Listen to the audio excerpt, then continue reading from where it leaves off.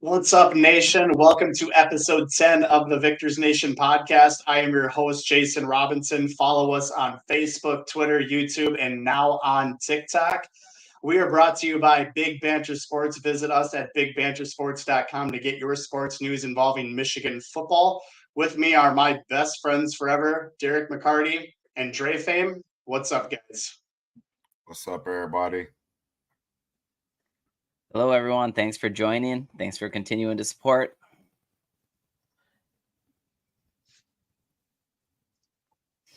So what we want to talk about today, let's get started. Let's talk a little bit about what we saw this past week. So 2-0 conference play,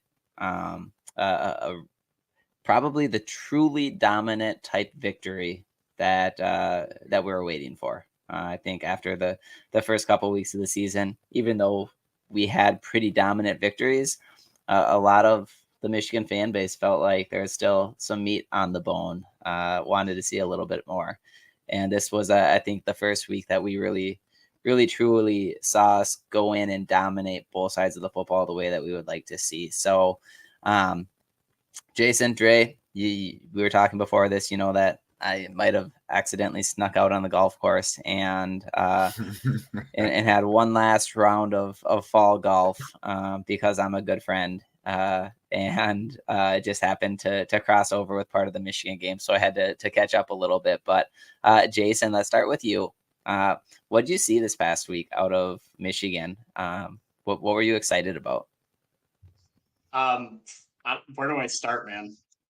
It was just complete domination from start to finish, I thought. I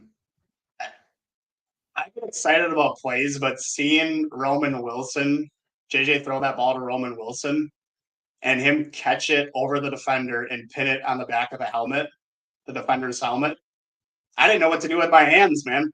I did not know what to do with my hands. Like, Matt and I were looking at each other, my friend Matt, like, what do we do? Like, was that a touchdown? Did he actually catch that? Probably top 5 greatest catches I've ever seen in any football game. Pro level, collegiate level, it was insane. I mean, first touchdown of the game, that just set the tone for the rest of the game, essentially. I thought our offensive line, I definitely want to mention them second. They set the tone as well. Our offensive line, Zach Center, imposing his will on everyone on the goal line, shoving guys in the back of the end zone. Like, he looked like an absolute stud in that game, and so did our whole offensive line. I thought our defense played great. They played amazing.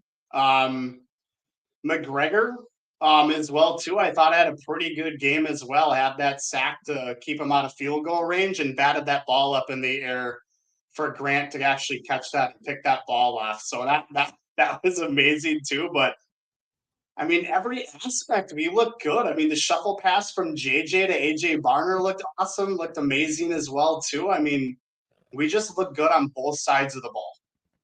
Both sides of the ball. Yeah, me, yeah. Dre, it what starts about you? with our offensive line. They kept a clean pocket. Like Jason said, Zach Zenter was moving people around. Like, I don't know if your guys ever seen the blind side when the clip when he sent my man all the way to the bus or whatever. Threw him over the fence, dude. Yeah, that's what he was reminding me of, man. So, yeah. But I love how our offensive line has been coming together. Since they moved everybody into their spots. Coach said Miles has been working through some things, so hopefully he can get that together, so we can get our rotation back how it was or whatever, and keep this dominant line going. But as far as everything else, the defensive line is starting to come together as well. Like I said with you guys yesterday with Minnesota, I think Kenneth Grant did a great job. He's been a monster this year for us in the middle. I know he's filling some pretty big shoes as he follows up Mozzie's performance, you know what I'm saying, of his college career. But he's doing a great job so far in the role that he's been given. Our defensive backs, Caleb Sabb, he's been doing great. So all around, I think we've been doing a great job. And not to get too much into it, because I know we're gonna talk about it a little bit later, but I think it's the Jimmy effect. It's the Jimmy effect, man. So I was happy with everything I seen this week.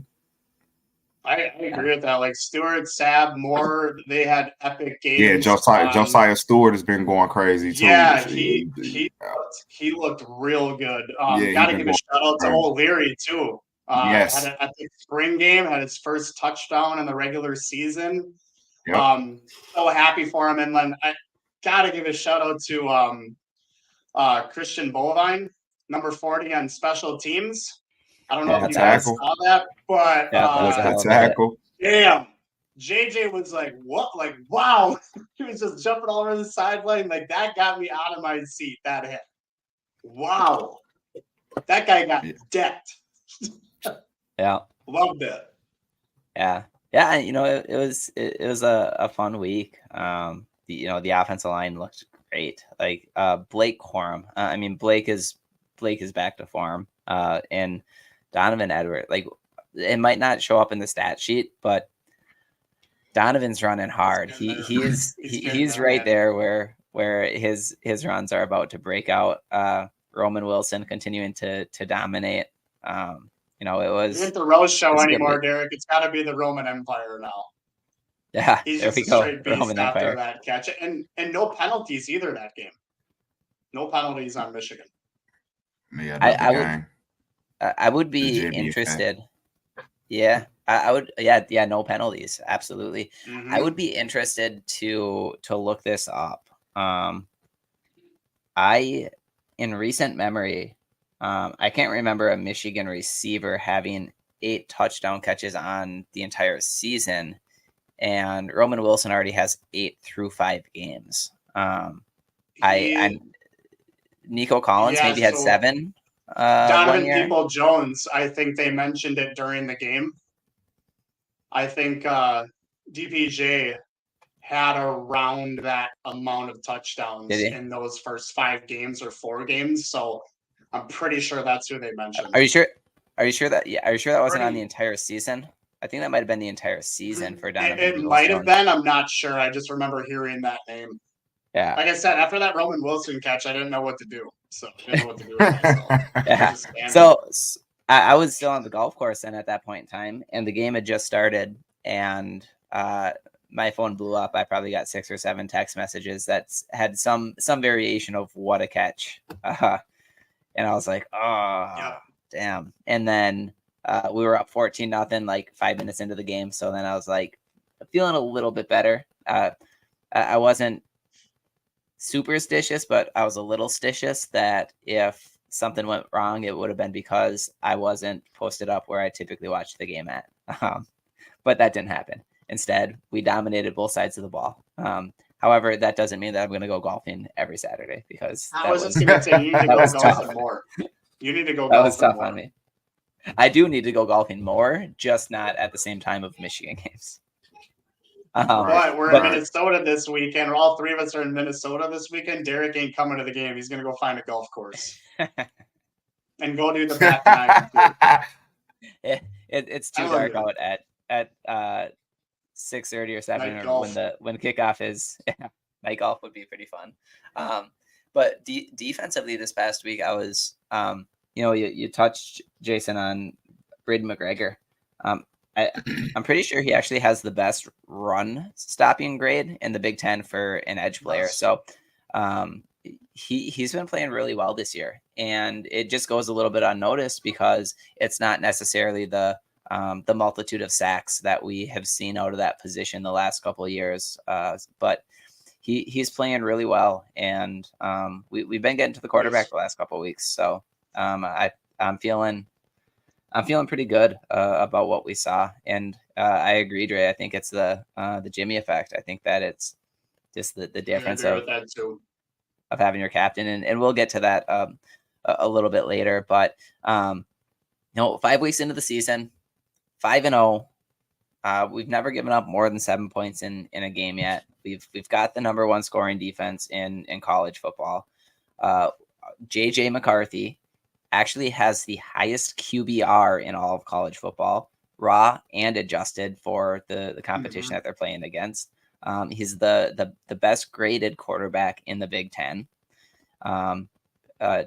Blake Corum has the most rushing touchdowns in college football, and Roman Wilson has the most receiving touchdowns in college football.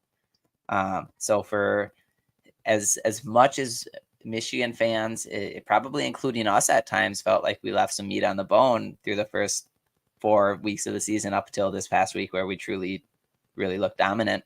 What are your thoughts on where we're at as a team right now? Is this what you expected us to look at, Jason, or look like at this point in time? Jason, I'll start with you. Yeah, absolutely. So I thought we almost looked like that for every game, especially our defense.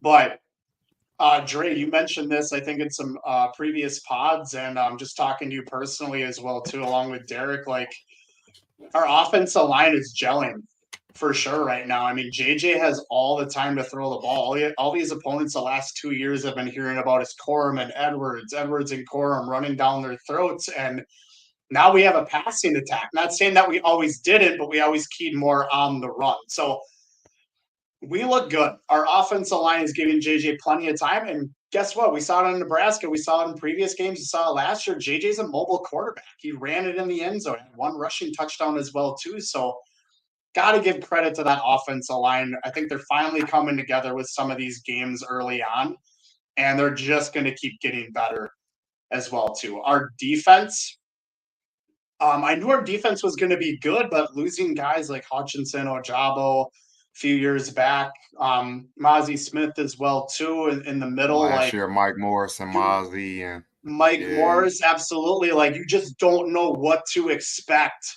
year after year after year. Yeah, absolutely. Like, and our defense has been playing outstanding and somewhat unhealthy in the secondary as well too. But we're getting there. But our defense has allowed the fewest points in college football, which is 30. Now you take that trash time out of there. So you take when we've benched our replacement players, so second string, our starters, you get rid of that time. I mean, we've really only allowed 13 points technically in the first 5 games, which is pretty damn impressive. I would like to see Alex Orji a little bit out there more. I just don't think we can keep this guy on the pine. And I'm not even talking about the quarterback position. I'm talking about, I think we need to put him somewhere. Like, this guy is a freak athlete, and we have freak athletes on this team. Like, that's the culture that we built. But I feel like we got to put Alex somewhere. I want to see him play more at any position. Really, this guy is athletic. So I want to see him play real more. Quick, though. Speaking of Alex, just real quick, though, I think if they don't start playing him, I think he will transfer. That's just my opinion. Yeah, like I think he's a, good. He's a great talent. A great talent. He quick dude. Yeah, but what have I expected this? Have I expected us to look like this season? Most certainly I have.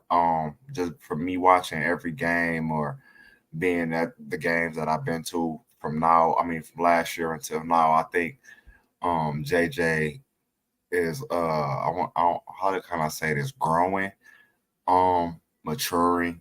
Yeah. Like last year, I think he was quicker to run than he is this year. I think he's, you know what I'm saying, making more reads. You know, not saying he won't run, you know what I'm saying? We need him to run, but you know what I'm saying? I think he sees that his offensive line is just so dominant that he, you know what I'm saying, he only has to run when he has to. I think that's just a growth in JJ.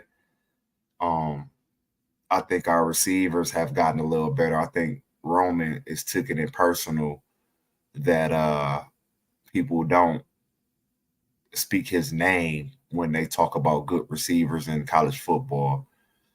And he's taking it out on cornerbacks nationwide. So I'm happy where we are And like Zach said, I heard an interview earlier today. Zach even said what I've been saying. They haven't even opened up the playbook yet. So I believe that. So I don't think we even seen us at our full potential, even though we're doing our thing. And that's just offense. I ain't even got to the defense yet. The defense, oh buddy, I had so many doubts about the defense coming into the season, our secondary, even our defensive line. My only concern, only position I didn't have concern so much was linebackers. But the rest of the defense they've been showing improving this year. It's been crazy to me, and I'm so happy and I'm so glad that the coaching staff is letting the second and third stringers come on in and get some time after these blowout wins, because that's gonna help us in the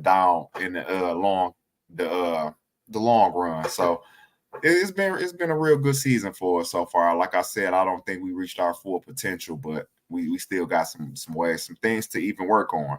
But we'll get there. Oh, and before I move on real quick, I just got a question for both of y'all. Now, y'all know this year we looking at three people that break records. We got Roman Wilson with the receiving touchdown record. Mhm. Is if he gets 19, that's the record. That's what he needs, 19. We got JJ with the touchdown record. I think he needs 26. And we got Corn. Somewhere around there, yeah, we got Corn with the Russian TD record. Now, I think that's like 56, if I'm not mistaken, or something like that. Now, do you think all three records will be broke this season? Jason, I'm gonna go with you first. I think Roman Wilson's gonna do it, and I think JJ's gonna do it. I think Corum will. I want him to see him break it. I think it's just still kind of a long haul yet, but it's still a little bit early in the season. You know, he only needs two a game. He needs two a game. He's been getting two a game too. Like I said, it's going to be close. I just think if I'm going on a confident level as a football fan, I think Corum can do it, but I'm a little bit more confident with what we're doing with JJ and Roman Wilson right now to actually break those records. Yeah. What about you, D? So I think I didn't realize that all three of those records were actually like within reasonable reach here, which is it's pretty impressive. I don't think all three will be met. There, one or two of them might, but I don't think we'll hit all three. And the reason being, every time Blake scores a touchdown, it takes away one that Roman could have had, and vice versa, right? Every offensive drive that Roman Wilson is catching a touchdown pass, it's taken away one that Blake could have had. And with the style of play that Michigan has been playing at, and the fact that I think that there's still going to be a number of games on the schedule where really the starters are kind of coming out of the game by the fourth quarter, around the fourth quarter. I just don't think that the opportunities that there's going to be enough possessions for all three of those records to go down. I think the potential is there for them all to do it. I just think because we control the clock and have long drives and have fewer drives per game, and Jim Harbaugh is not going to run up the score with a couple touchdown lead at the end of the game. He's going to keep everybody fresh. I think that we're going to be borrowing, and Donovan's going to start stepping in and getting his share of carries down in the red zone. I think he's going to be running harder now too. Mullins looked great. He had a touchdown too. Mullins, not surprised about him this year, but he looks awesome breaking tackles as well. But I think Donovan Edwards is going to be running a lot harder than what people expect coming this weekend. In my opinion, real quick though, I think we break all three. Yeah, I think the way I hope we do. The way that we've been playing, I think we can break all three. Like I've been reading the article. We're on pace to break all three. So if we could continue to play how we've been playing, I think it gets done. I think we see three records get broken this year. I mentioned from a running back, a wide receiver, and a quarterback. Yeah. And we'll move on to Harbaugh here in a second, but just one last final thought on where we are 5 weeks into the season. First off, one name that I want to drop, right? So there's been a meshing period of our offensive line, of our tight ends. JJ looks great. Blake Corum looks great. The offensive line has gelled significantly from week 1 or week 2 to what we saw this past weekend. Our receivers are looking good. We got Darius Clemens coming back. Yep, he got back. quite a few snaps this past week. Defense looks good, even with a lot of. I feel like their defense has 1As and 1Bs, and a lot of the 1As have been working through some stuff, and the 1Bs haven't missed a beat defensively. So really, I think where we're at on both sides of the ball is actually a pretty impressive spot. I think that so far with our starters on the field, with our 1As and 1Bs on the field, the only people that have stopped Michigan has been Michigan, and exactly. With exception to a couple passes and some really great catches against Bowling Green, and 169-yard touchdown pass from Rutgers. Nobody's really done anything on our defense. So I think we're in a good spot. But one name that I want to give a shout out to that I'm super impressed with, and Jim Harbaugh mentions him every press conference, is Max Bredesen, the tight end. He has been his run blocking has been tremendous. He is going to be on the field all year because his run blocking, he grades out like a lineman. Run blocking. He's not doing to cut you off, but is that Ben Bredesen's? that's what I thought. Okay, I just wasn't sure. Okay. Yeah, so Max was a walk-on. He just got put on scholarship this offseason. But yeah, his older brother, Ben Bredesen, plays for the Giants, I believe. Former Michigan player. So yes, sir. That's one thing that I'm really impressed with, the fact that he has become probably our best run blocking tight end. And I know a lot of people will the play that they're immediately going to think of so far this season is the kickoff return against Bowling Green. And that kind of overshadows what he's actually done for our offense. And I think that the role that he's played has actually helped our run game more than people give credit for. So I think we're in a pretty good spot. But we started talking about the return of Harbaugh and the fact that what we saw against Rutgers and what we really saw come into play this past week in Nebraska was the effects of the return of Jim Harbaugh. So, Jason, I'll start with you. What are your thoughts on what getting Jim Harbaugh back has meant to this team, and if there's anything that you're impressed with out of the rest of the coaching staff or that you've seen on the field since he's returned, what would that be? I think it's brought more fire to us. I know Dre mentioned it in previous pods as well too. And I said it earlier in some of the other pods. I was at week 1 in Ann Arbor against ECU, and you just felt a different vibe. Like, Jim is Michigan football. He is the culture. And when he's actually present on that field, it just feels a lot different. And that's just me. I can't imagine how the players actually feel. So I think the play calling was decent. It was still good the first few games when he was absent with the interim coaches. But I think that we actually have our leader back of Michigan football. It's just a different looking Michigan defense. There's more aggressiveness. There's more fire. They're vibing out there on offense, defense, and special teams. So I think it was real key that we got him back for Big Ten play against Rutgers first. It's awesome. Good. All right, Dre, what about you? You were alluding to this already, the Jimmy effect. Yeah. Mm-hmm. I think now that he's back, okay, for example, remember when Sharon Moore was our head coach? He still had his other jobs that he still had to fulfill. You know what I'm saying? Even though we won, you know what I'm saying? But you could tell the difference now that all his coordinators are back in their role, and you know what I'm saying, he is here. So it makes them do their job so he can do his job like better. You know what I'm saying? So it all just works out, if that makes sense. More coaching opportunities. Absolutely. Yeah. I agree. They can focus on what they can focus on now that Jimmy's back. And I think I don't want to say it's like a rally cry that he was back, but I think everybody is going to look at this at the end and be like, this is what really took us to the top. Like, you know what I'm saying? Our play is good. Don't get me wrong. You know what I'm saying? But I think and behind the scenes, this is really motivating, not even just the players, the coaches as well. I think we want to show the nation that we are Michigan, and this is, you know what I'm saying, y'all shouldn't have try to make a fool of us.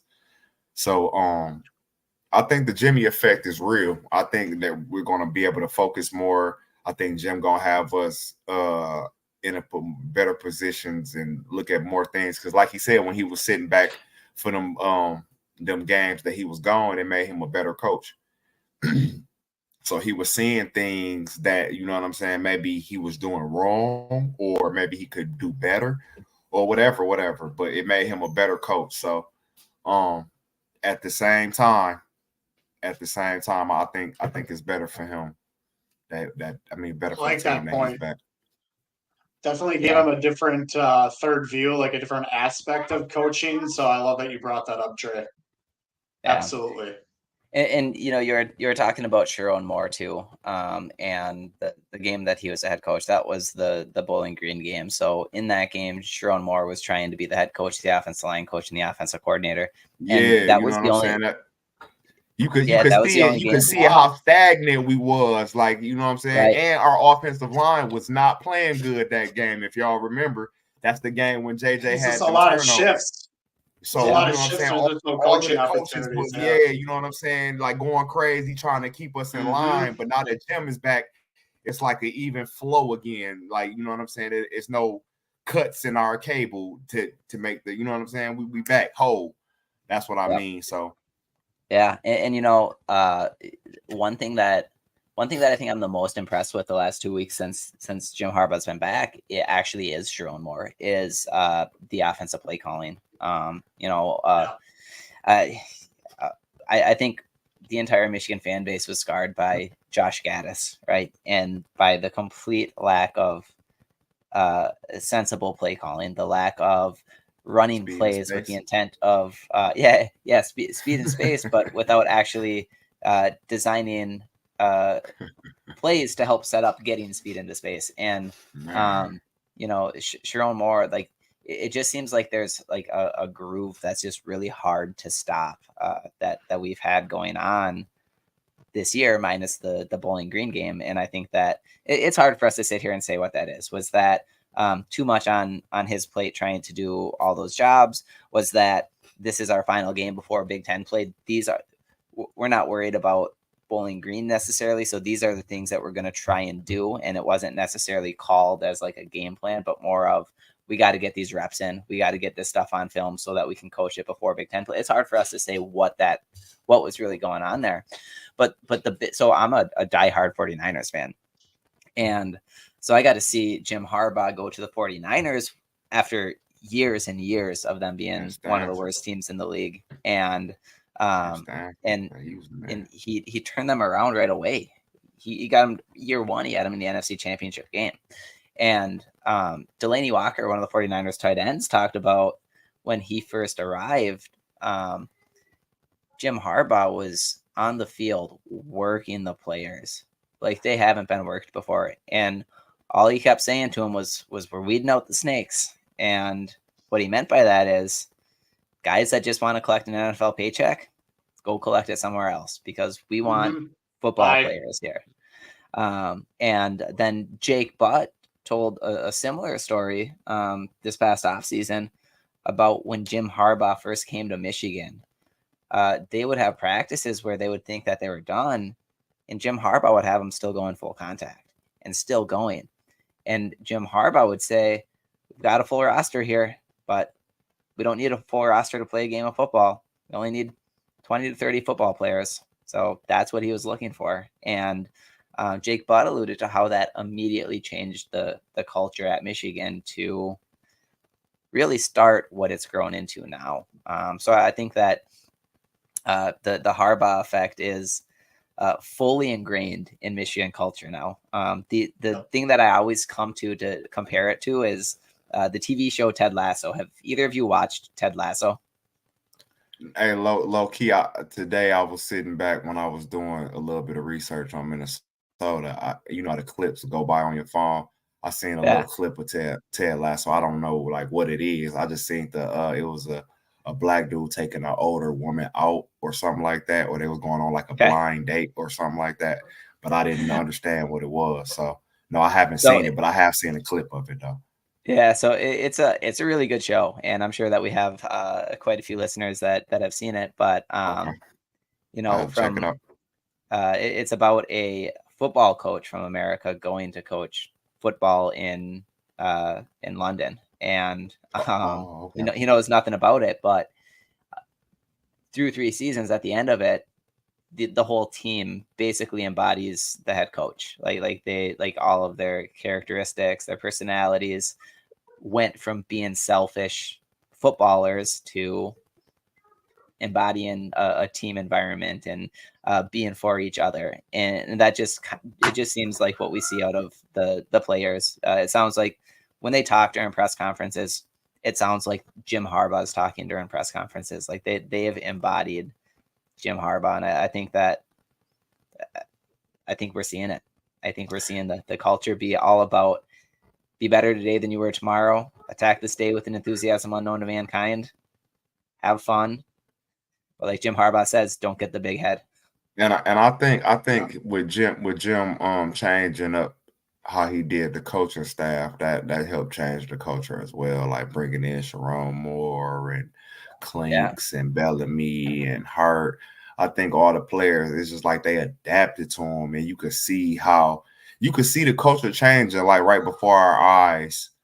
It's like they love each other. Like it's like because at first, not saying they didn't love each other back then, but when Shea and the guys was there and DPJ, it just seemed like it wasn't as a tight group as it is now. Like you know what I'm saying? Like yeah, we on Michigan, but like now it seems like these are my brothers. Like I will die for these guys, and I think that's what helped us succeed even more. And that's the Jimmy effect. Like, you know what I'm saying? That goes with everything you guys just said with him making players work out harder and weeding out the bad people of the program or whatever, what have you not. That's the Jimmy effect, man. And I just like people fans, like some fans want him gone, some fans don't. But when he leaves, if he ever leaves, man, it's going. If we don't come, it's gonna hurt. With another coach just like him, or you know what I'm saying, something equal to him, it is really going to hurt us. Like It's really going to hurt us. It's gotta be internal if that happens. I hope it's the it don't get us back to Rich Rod days, but it's really gonna hurt us bad that when he leaves. No. So I hope people are ready, really ready. And you know what I'm saying? Oh, we hate Jim and this and that, but when he leaves, it's gonna be real dark for Michigan for a while. It's the team, and I think I'm actually seeing it with this specific team that he has right now. I mean, we've seen it before a little bit, but actually embedded, I see it in this team. These guys talk about that too during these press conferences and everything. They don't care about the trophies. They don't care about the awards. And I think that started cool, but with they the don't coaching care about those. changes. Absolutely, but they don't care about those individual stats. They are after one prize this year, and that is a national championship. One game at a time. I think but after you can that COVID tell the way they coaching talk. changes, they were just like, nah, it's not Michigan. You know what I'm saying? And the players relate to the coaches, and you know what I'm saying? It's just like I said, it's a family environment. Like I said, years past, me watching it, you can see like, oh yeah, we got talent. Because to be honest, man, we should have beat Ohio State and won a big championship a long time ago. We had 3 of the best receivers in college football. You know what I'm saying? You see what Nico Collins is doing in the NFL now. You see what Donovan Peoples-Jones is doing in the NFL now, even though he don't get as much playing time as I would like. But you know what I'm saying? When he get his opportunities, he still shines. But like we had a nice offense, but it was just our coaching staff wasn't right, and our players wasn't all bonded together and falling in how they were supposed to and clicking in. But now it's just like you come here, you gotta fall in. If you're not falling in, don't come here. You know what I'm saying? And that's what changed the whole culture. Football. And that's you know what I'm saying? That's how we could project it to at least go to win a national championship or go to the college football playoffs for the last 3 years. Yeah, absolutely. For sure. So one other topic I want to touch on a little bit, and surprisingly, we haven't even touched on this in any of our podcasts yet, is conference expansion. So now we're again week 5, but we're looking at a couple teams that are going to be part of the Big Ten very, very soon. USC, Oregon, Washington, and they're looking pretty good this year. And so I'm curious, what are your guys' thoughts? What do you expect to see? What do you expect to see when the conference expansion happens? And how do you think it's a good thing? Do you think it's a bad thing? How do you think it's going to impact Michigan every year? I expect to see maybe a few more games, but more competitive games. So I also expect to see USC, UCLA, Oregon, Washington really start to realize that we need to play better defense, because I don't think Pac-12 schools play good defense. I just don't. And have fun in the cold weather too, because if you guys think you're going to come and dominate the Big Ten, it ain't going to happen. Do I think there's a lot of talent on those 4 teams and what they might bring back? I mean, Caleb Williams, USC, he may be making more money if he just stays in college football next year at USC. Even if he goes to the NFL, he'll be making more money than that. But I expect to see maybe less non-conference games in the future. We do start off with Texas, so not joining the Big Ten, but their second game next year is going to be against us. Michigan's second game as a member of the SEC, with Oklahoma joining that as well too.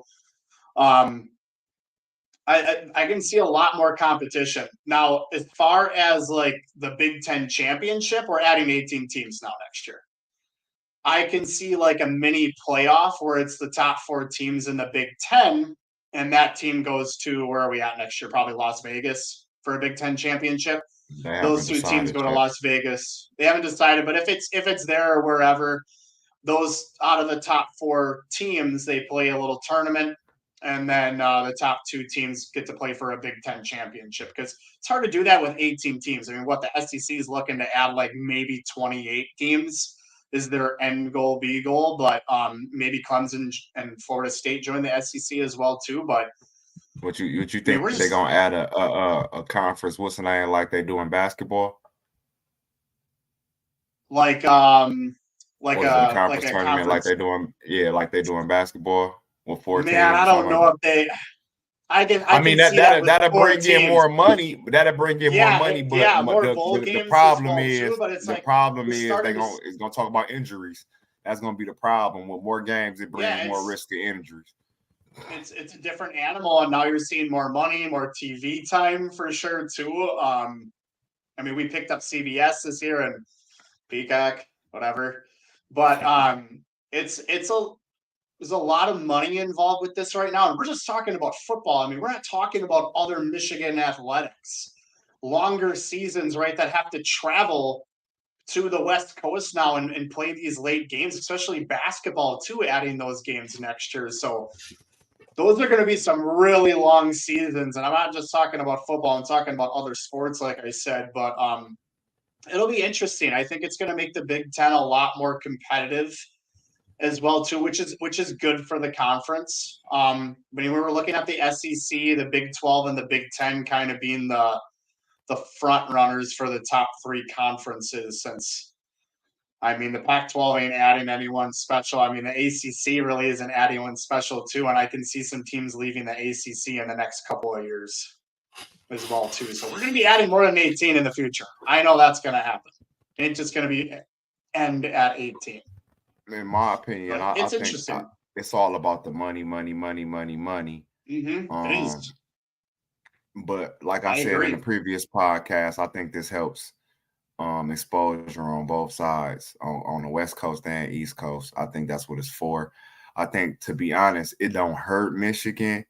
I think it kind of helps Michigan. I think with teams like, I mean, with states like Cali and all of that, they can really see Michigan now, because like with like USC and UCLA, like, you know what I'm saying, them games gonna be on TV over there now. You know what I'm saying, when they play us. So you know what I'm saying, that's exposure to us as well, or Illinois or Northwestern, or so it helps the Big Ten. How they gonna do this Big Let's Ten like championship? I have no idea if this is gonna be the top 2 teams, top 4 teams, like you were saying, Jason. I have no yeah. idea. Like that's what's gonna be I mean, like the crazy part, because if we all have say if USC only lost one and Penn State only lost one and Ohio State only lost one and then Michigan only lost one, like who goes to the Big Ten? Like it's gonna be a real crazy thing. I don't think that's gonna affect the college football playoffs now that we're going to 12 teams. But next year, yeah, that's 2 next year. I think it's gonna be. It's just I don't know how they're gonna do the. I mean, I'm all for it. We just gotta figure out and see how they're gonna do like the championship. Like you said, is it gonna be a Well, and tournament, or is it just gonna be no like? divisions next year. Go ahead. No divisions next year either. Yeah, So that's what I mean. That's like what I mean. it's So like how is they gonna, like, I if feel like Penn State it's gotta be top 4 or something. I mean, they could still have some of those games in Indy as well too. Maybe just not the Big Ten championship, but and this is the craziest thing too. So we play at USC next year and UCLA. Not at UCLA, we play UCLA at home, but at USC next year. But they came out with these Big Ten schedules, and then they come out a few months after. Okay, Oregon and Washington, and they're going to join us in 2000. They're going to join us, I think, next year. They haven't we added play, them to. we they I was reading somewhere that we about to play them next year. I saw that too. I don't know if that's going to happen, if we're going to play all They 4 said Pac-12 we schools. all 4 Pac-12 schools. What We are supposed we to going play to them do? next year. So what are we going to do? Like, are we going to tell these non-conference opponents for next year, or future schedules the next 3 years, hey, we can't pay you, Arkansas State, we can't pay you next year. You can't come down and play in Ann Arbor. We need to add more conference games. So I think that's the only solution we can provide That's instead what we're of gonna like, have to tell them. you can't expect us, hey, we're going to start the season like 2 or 3 weeks early now. You know what I mean? And add more games. No, Like, no, I'd rather get a non-conference, get rid bro, of a non-conference opponent. I think everybody gonna start playing in week 0 now. You know what I mean? I They think have it's to. gonna be games in week 0 now. So Like is how that we going be to hurt? waiting. Is that going to hurt prep? So I mean, I know there's weaker teams in the Big Ten, but is that going to hurt prep? Like your preseason games, your non-conference opponents, where you really start building momentum and all that stuff too. What is that going to look You like? And might I get just don't know we what the might get schedule one looks like. non-conference game from here on out. I think so. And we got Texas. Like I said, we got Texas coming to the Big House next year too. So that eliminates one out of the 3. So I don't. And That's they gonna be a haven't added crazy Oregon and environment. Washington yet. So I don't know what it's. I don't know. I have a lot of opinions on this and a lot of ideas. Me I don't know too. if we get paid good enough to do that, to be on the Big Ten committee, but I feel like, man, I just don't know. I just don't know what this is going to look like. I have my opinions on I maybe know taking the one top thing for 4 sure. to They're not gonna potential. add no more games, Jason. I know they're They not gonna can't. add no more games. They Like can't, that because it's got to tournament be is out. conference I play. know that for sure. That It's got to tournament be at the end conference for the play. Big Ten is out. They don't want to risk injury. I know that for sure. You know what I'm saying? But I mean, think it but might if they go do, there. if they do that, that'll be good. That'll be good. Hopefully, we get a couple Final extra Four. games at people home stadium. Like if we did have a little Final Four before we go to Indy or Las Vegas, them 2 games be at Ohio State versus Top 2, USC top two Michigan teams versus, get you home know what I field mean? advantage. I Yeah. like that idea. Yeah. Instead of just I mean, but they're probably going to go to like, okay, we haven't been to Indy in a while. Let's put one game here and the other game. Yeah, it might be like that. It might be like that. The Rose Bowl. We're going to have the Rose Bowl now too. So like they can go play there, and that's a prestigious venue. I mean, everyone listening knows that, but we'll see, man. It's about to get. People think it's done. It's about to get more crazier. I think. Yeah, it'll be really interesting. I don't know how we're gonna be able to narrow it down to 2 teams for a conference championship in an 18-team conference. You're gonna add more. You're gonna add more than 18. I know that. Yeah. So yeah, I have no idea. I'll be curious to see it in general with conference expansion.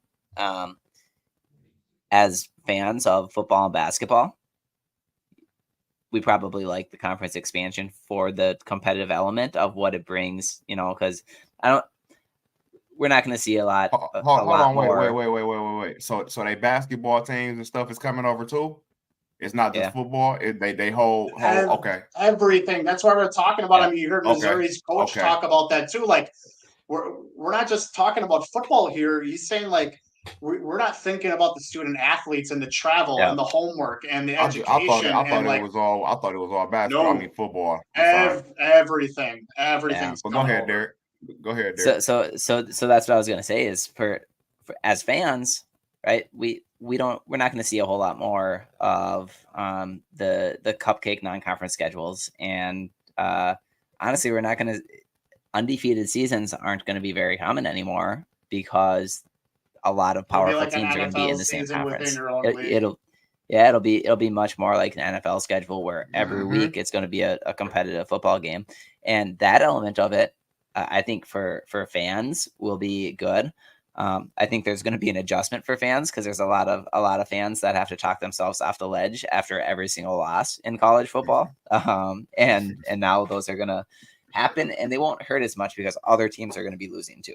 But the parents too, not even just the student athletes, but the parents, the travel. I mean, like that was my last point. I'm done talking about. Hey, by the time your son a sophomore, man, you done racked up so many flight miles. Your flights be free. You know what I'm saying? For real. It is. It's a going lot to of Michigan. If he gets a full ride to Ohio State, I will gladly pay for his college somewhere else.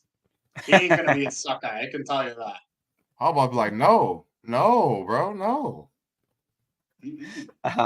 But that's where I think it's a bad thing. A lot of travel, which football programs, basketball programs can afford. For the most part, they fly private. But all of the other sports, softball, baseball, soccer, field hockey, right? How are those sports going to be able to adapt to having to travel across the country like that? It's going to be, it's going to be tough. To be honest, hockey's becoming a more popular sport in the States. So we have Big Ten teams that don't even have a hockey program. But I mean, you're going to see, like, you see Arizona State has a hockey program now, and they're pretty popular as well too. But if that sport grows too, I mean, that's a lot. I'm gonna ask Holla tomorrow and see if she how she feel about, like, is it gonna be hard? Think it's gonna be hard for her to travel, like, to, you know what I'm saying, other USC schools and stuff like that. Is it gonna be hard for them? I'm gonna ask her opinion on it. I think it's cool that you get to travel, but they have other responsibilities besides sports. Right. Think about like Rutgers, though, right? So nothing against Rutgers athletics in any way, shape, or form here, but do they have the funds to be able to afford to keep putting? I don't even know if they have a field hockey team, but say that they do, and now they're in the same conference and they have to go and play Washington or USC, and they're playing at Washington or at USC. Can those programs afford to do that? And that's a thing that I don't know if they have a field hockey team. So I mean, but let me just speak on Michigan, because I think they schedule, like, they be playing some off the wall schools, like Like, I'm like, who? And I had to look it up, and it's like all on the other side of the world. I know Michigan got money, you know what I'm saying, and it's a bigger school. But I think they already play like schools everywhere. I'm not gonna say Rutgers because, like I said, I don't know if they have a team. So I don't know if it's gonna be like more stressful for them. I just think it's gonna be more hard for everybody else. Like fans ain't gonna ain't no fans about to be all the fans ain't gonna be traveling to UCLA every other year to, you know what I'm saying. We might do it once or twice to see that stadium, or you know what I'm saying, go to USC to see that stadium, but we not gonna be there every, you know, it's gonna really hurt. It's gonna hurt in a long run, but I think it's Fans gonna ain't get showing figured up out. to winter games either. I mean, it's why some of the recruits chose to go to Exactly. USC or Exactly. UCLA because they don't want to play in cold weather. But hypothetically, Derek, that's a good point. I mean, if they don't have the funds, and the Big Ten might not be sharing funds from TV endorsements and deals and stuff like that, does that force that Rutgers team, or and not just Rutgers, I'm talking any smaller Big Ten Yeah. university, does it force them to close that program down then because they're not seeing I it ain't gonna from the say it. I conference, or don't they think it's don't gonna. have it? I think football is every school's big money maker, no matter what. You know what I'm saying? Football is that pay for the rest of everybody's athletics. If you know what I'm saying, that bring the most money to every school. Football, and It does. I'm Football and gonna say basketball, back. it depends. Yeah, a little bit. If you a basketball school, that's different. Like a Kansas, well, they becoming more of a football. They I becoming mean, both now because Kansas starting to be good. But you know what I'm talking. Well, like a Duke, that's a basketball school. So I think their basketball is paying for mostly everything. But us, we're a football school, so our football is paying for damn near every you know what I'm saying, every other athletic around. So I so you don't could if see you NIL got a not stuck just with football squad and players. your school ain't it, I don't see how they're gonna afford all the rest of these travels like a Michigan Yeah. and Ohio State, like you said, Derek. Like you said, Jason, is they gonna have to shut it down? Like, you know what I'm Yeah. saying? Is they Oh gonna have to man, shut it down? Swimming, gymnastics, like Yeah, stuff like that. all, Is they really gonna have to shut it down? Like, so I know and Wisconsin doesn't have a baseball team either, but like hypothetically, I mean, you couldn't. they Maybe don't it's have a not baseball NIL team? for players. Wisconsin doesn't have a baseball team. They cut that Dang, out I never yeah, knew no, that. a they while don't. ago. Never knew that. But like Never knew like I that. said, some Big Ten teams don't have hockey either. But like, and Notre Dame hockey is a part of the Big Ten, so it's kind of a mess right now. But like, instead of NIL for players, do you see NIL for like actual like programs? I mean, sure, there's other ways to like make I, money throughout that program too. Like, I to don't be know. honest, I think alumni, and big wigs of like, you know what I'm saying, schools wouldn't let, just like say if I was a world class swimmer that went to Michigan and I was rich and famous, and they was talking about we about to shut down the swim team because we need money for this and that and this and that. You don't think them alumni is gonna be like, no, man, you know what I'm saying? Here go, you know what I'm trying to, with the boosters Yeah, or I get whatever, it. gonna be like, yeah, you know what I'm saying? So I don't think, Yeah. I mean, it's possible to keep things funded. It's just, is you gonna keep it funded? Is it gonna be harder to keep it funded? Like, you know what I'm saying? Like, it's gonna Right. be, I don't know. Big Ten, if you're expanding, you got to keep these teams happy. You got to keep these universities happy with TV Yeah. deals, all that stuff. It's the money's got to come from somewhere, so they got to help out. And I know they're going to, but the Pac-12, they didn't really do that. You saw those teams jump ship, but Yeah. Yeah, I don't know, everybody man. jumped It's a ship.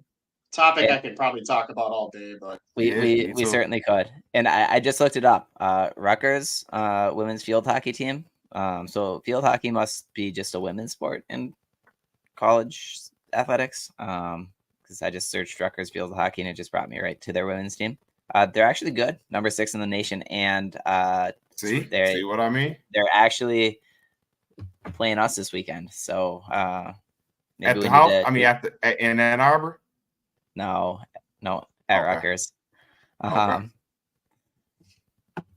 Yeah, so we might have to maybe see if Alec can give us another go blue like he did a couple weeks ago for the field hockey team coming to town. Nebraska's probably saying it right now.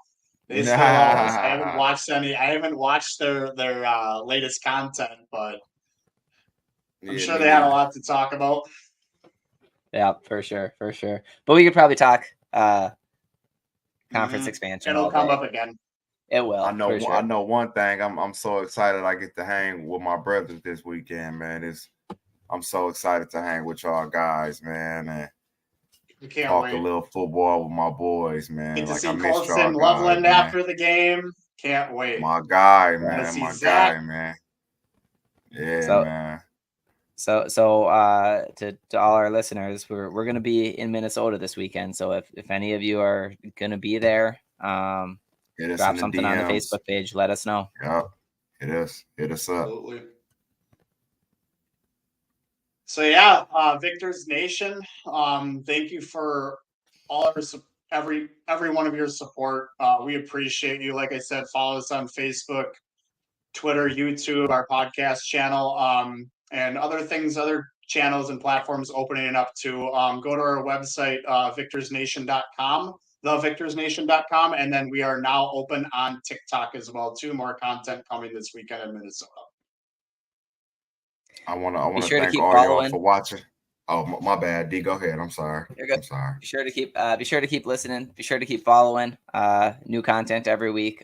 Before every Big Ten game, we're going to continue to cross over with podcasts of the teams that we're playing against to give you previews of what to expect that week. We'll continue to bring content. We'll surprise you with some guests on these podcasts once in a while too. So be sure to keep listening in. I want to thank all y'all for continuing to support us. I want to encourage you guys to go subscribe. We're trying to get to 100 subscribers, on the road to 100. On that 100th subscriber, we're going to be doing a live giveaway. So please go like and subscribe if you haven't already. Love one another, respect one another, and always remember, go blue. Go blue.